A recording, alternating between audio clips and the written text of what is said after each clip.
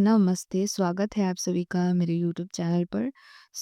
आज की इस वीडियो में हम जिस टॉपिक के ऊपर डिस्कशन करने वाले हैं, वो है एच.एल.वी. डेरोज़ियो की लिखी poem to India my native land, जो कि उनकी one of the best poem मानी जाती है।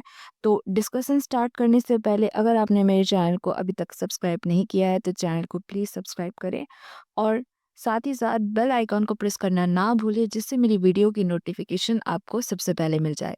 So without any further ado, let's get into the video. Poem को स्टार्ट करने से पहले हम थोड़ी बहुत डिस्कशन करेंगे हमारे राइटर या फिर पोएट जो कि है एच.एल.वी. डेरोजियो, उनके ऊपर थोड़ी बहुत डिस्कशन करेंगे। Okay, so Derozio generally regarded as the first Indian to write poetry in English.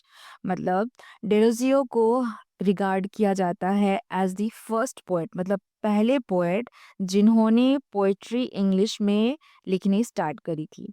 इनका जन्म 18 अप्रैल 1809 में कलकत्ता में हुआ था। इनके फादर फ्रांसिस डेरोजियो जो कि एक Christian Indo Portuguese office worker थे, और मदर सोफिया जॉनसन डेरोजियो एक एंग्लो इंडियन वुमेन थी। अनफॉर्चुनेटली 1831 में मात्र 22 इयर्स की एज में इनका देहांत हो गया था।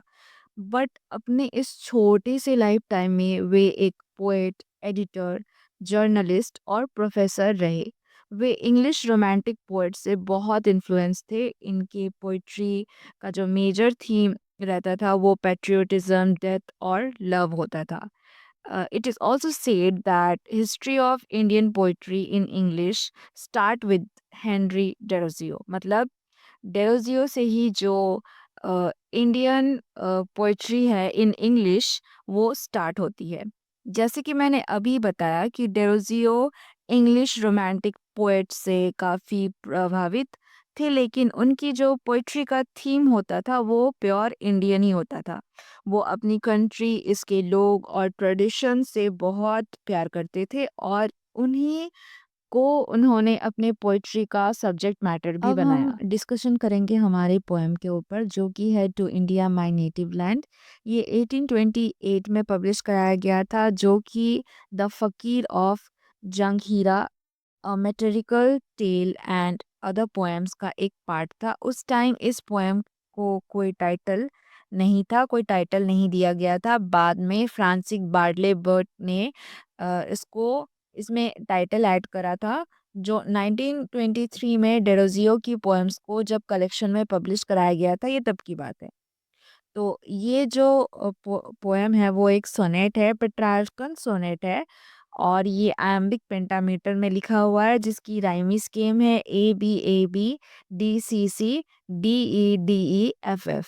ये पोएम जब लिखा गया था उस टाइम इंडिया में रेनेसा चल रहा था।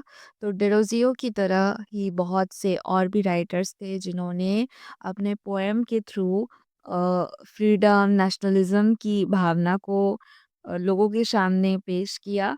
बहुत से हिस्टोरियंस ने इस पोएम को उन कुछ चुनिंदा पोएम के कैटेगरी में रखा जो इंडियन नेशनलिज्म, पेट्रोटिज्म और लव फॉर फ्रीडम की भावना को व्यक्त करती है। So basically the main theme of the poem is nationalism and patriotism.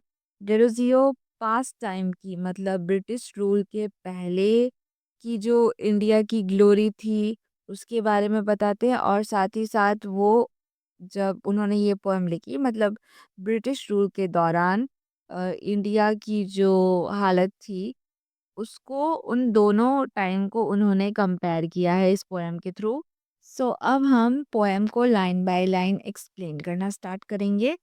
My country in the day of glory past, a ब्यूटियस hello circle around thy brow, and worshipped as a deity thou wast. Where is that glory? Where that reverence now?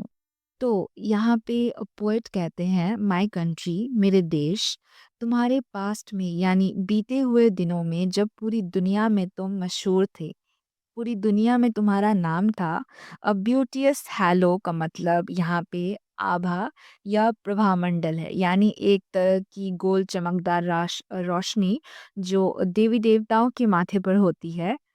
And worshipped as a deity, thou wast, और तुम्हें यानी भारत को DT यानी कि एक देवी goddess की तरह पूजा जाता था। वेयर इज दैट ग्लोरी, वो प्रसिद्धि, वो तेज अब कहाँ है? वेयर दैट रिवरेंस नाउ, यानी वो श्रद्धा, वो भक्ति जो पूरी दुनिया को थी तुम्हारे लिए, अब वो कहाँ गई? The eagle pinion is chain down at last and groveling in the lowly dust art thou.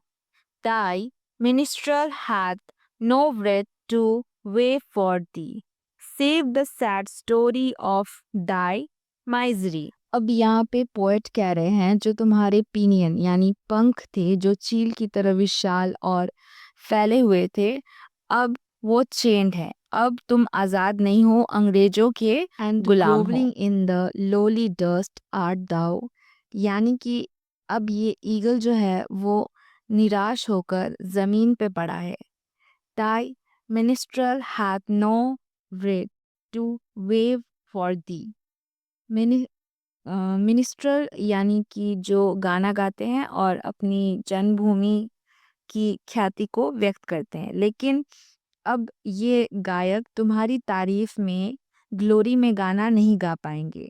Save the sad story of ताई माइजरी, अब वो सिर्फ तुम्हारी दुख और पीड़ा को गा सकते हैं, क्योंकि तुम्हारा जो यश था, जो गौरव था, अब वो नहीं रहा। अब तुम एक गुलाम बन चुके हो। इसके बाद है well let me dive into the depths of time. अब यहाँ पोएट समय में पीछे जाने की बात कर रहे हैं कि मुझे टाइम के डेप्थ में जाने दो। And bring from out the ages that have rolled, और उन बीते हुए समय को, बीते हुए युगों को मुझे वापस लाने दो। A few small fragments of those weeks सबलाइन, जो कि उन बीते हुए समय का एक छोटा सा हिस्सा है, छोटा सा टुकड़ा है। विच ह्यूमन आइज में नेवर मोर बी होल्ड, जिसे आज के लोगों ने अपनी आंखों से नहीं देखा। इसलिए पास्ट में जाकर मुझे उस गौरव को वापस लाने दो। Let the guerdon of my labour be, यहाँ ग्वेडन का मतलब है इनाम। तो यहाँ पोएट अपनी मेहनत का इनाम मांग रहे हैं। उनके लिए इनाम यही है कि भारत के गौरव को लोग जाने। माई फॉलन कंट्री, यानी मेरे हारे हुए देश जो कि अब एक गुलाम बन चुका है। One kind wish for the, आपको मेरी तरफ से शुभकामनाएं हैं, जो है कि आपको अपनी पुरानी प्रसिद्धि और गौरव वापस मिल जाए। ये था ओवरऑल एक्सप्लेनेशन पोएम का। ये जो पोएम है वो डिरोजियो की जो देशभक्ति है, जो देश के प्रति उसका प्यार और समर्पण है, उसको व्यक्त करता है। Okay, so that is the end of the video, guys. If you really like the video, then give it a big thumbs up, and also do like, share, comment, and don't forget to subscribe my channel. मिलते हैं next video में. Till then, stay tuned. Bye bye.